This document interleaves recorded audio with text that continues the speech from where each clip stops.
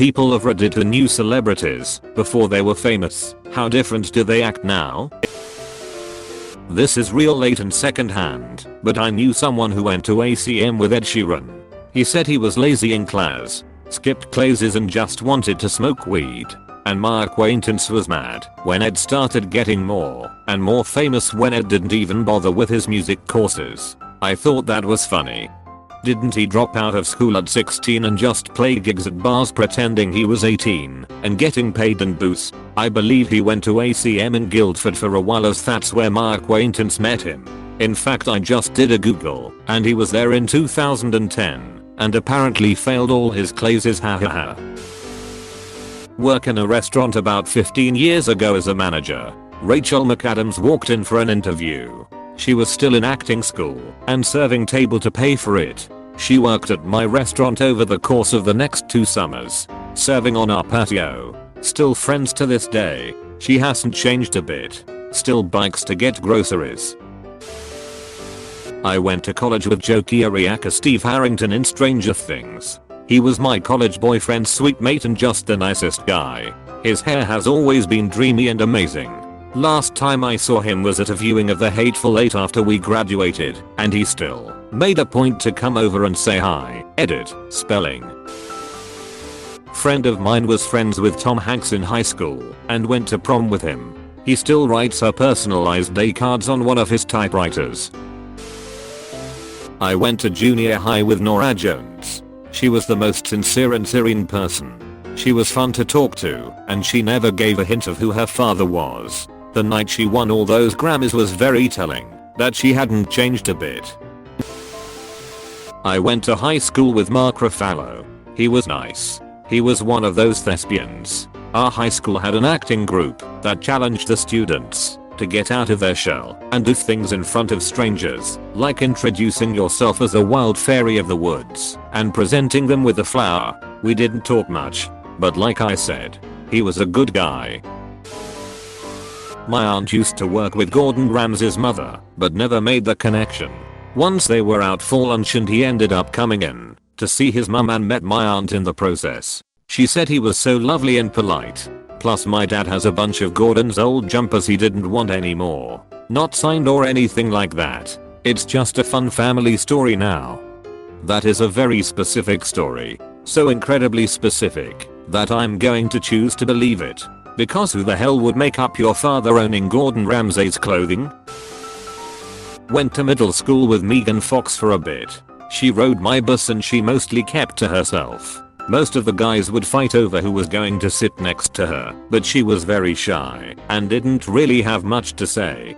I'm glad we are finally getting around to apologizing as a society for the way we treated her.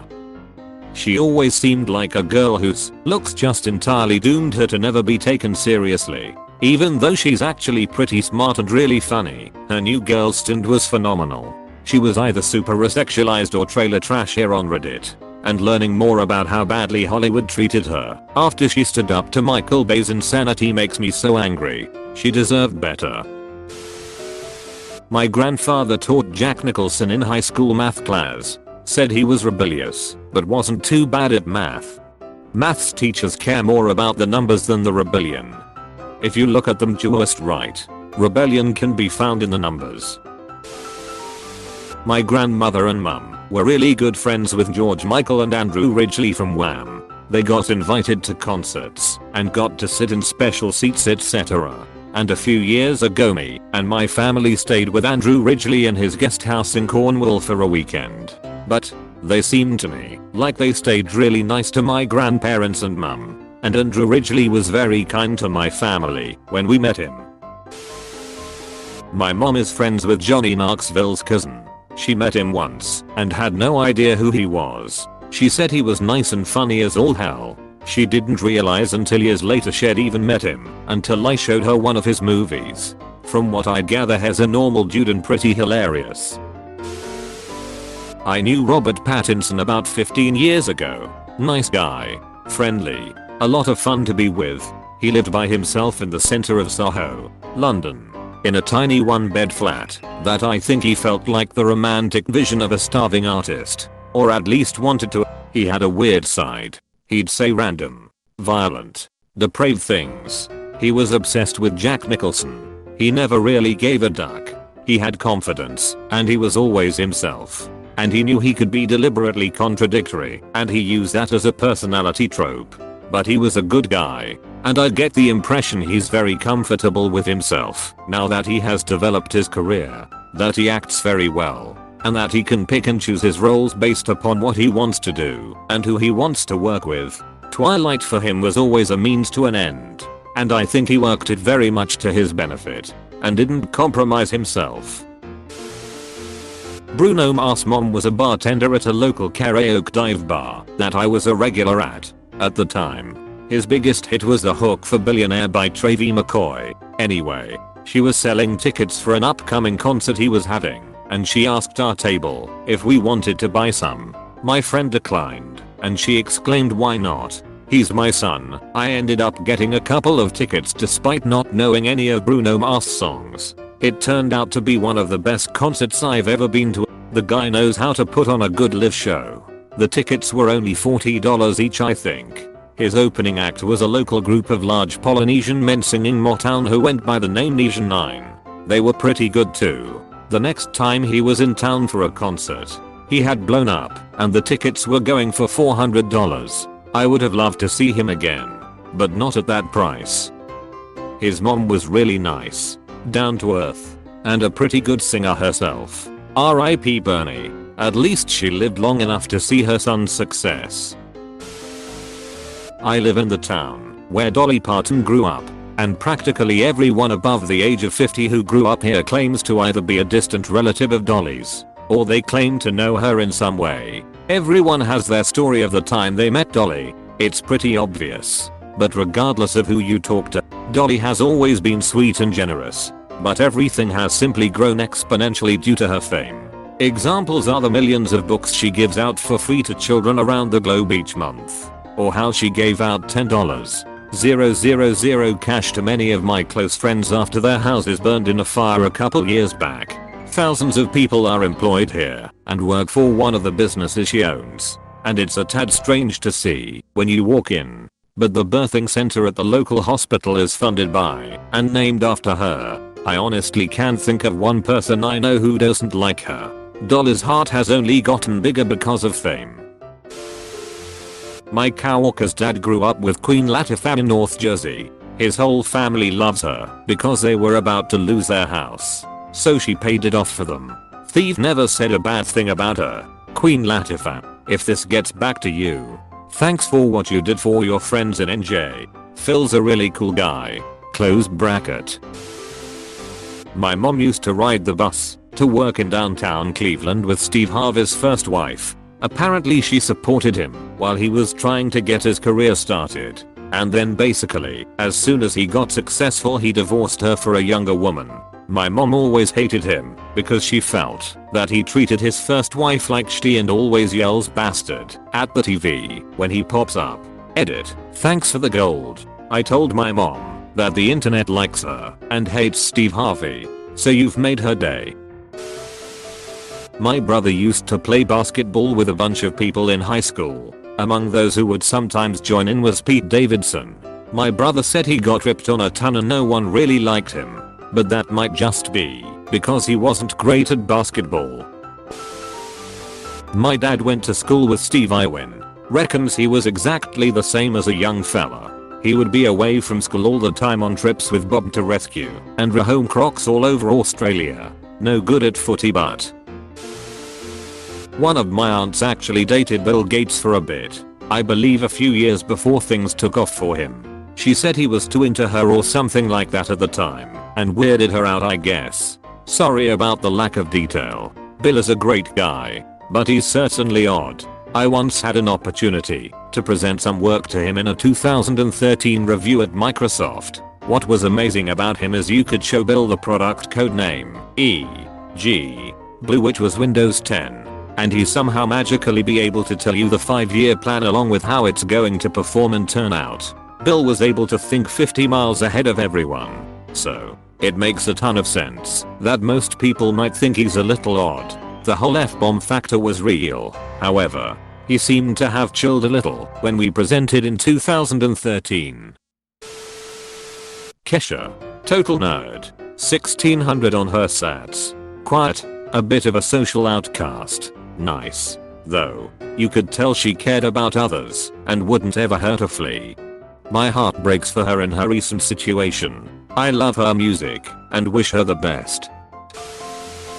I went to high school with Emma Chamberlain. She was a huge bully in high school and pretty much a brat who thought she could get away with whatever she wanted before she got famous. Her parents were divorced, which led to them both always trying to be her friend and never actually parenting her. So they basically let her do whatever she wanted. When she said that people from her high school made fun of her because she was poor and that the parking lot was all BMWs and Range Rovers, I lost my mind because she was the bully in high school. And while the school definitely had some wealthy students, it was mostly a middle class crowd.